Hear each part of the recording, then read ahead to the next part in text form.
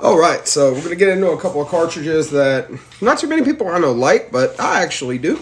And I've had a lot of requests on here for these. And the first one, the 280 Remington.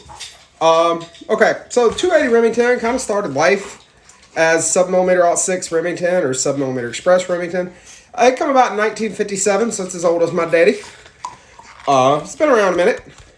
And there is an Ackley improved variant of that. If you're not familiar with that, I will do a separate series on the Ackley improved cartridges.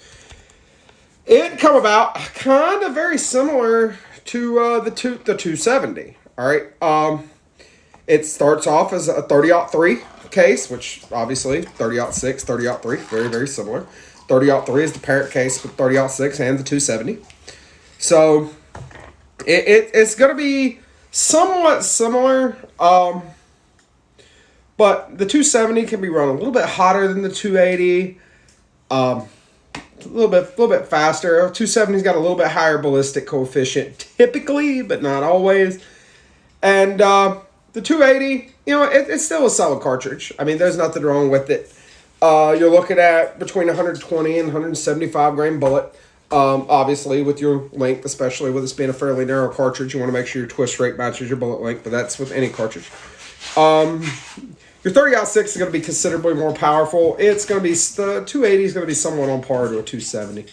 Your 120 grain bullet stepping out at about 31. All right, with between 25 and a half, 26 on your muzzle energy. 140 grain around 2850 with about 2,500 foot-pounds of energy.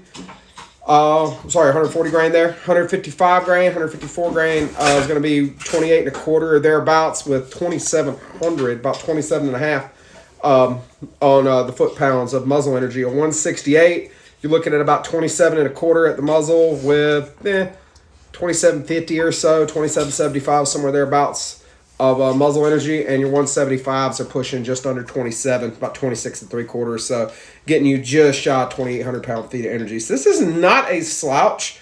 I mean, let's face it, those kind of ballistics with proper bullet placement will take just about anything in North America, which the same could be said of the 270 and definitely of the 30-06. So the 280 Remington, it's a fairly efficient cartridge.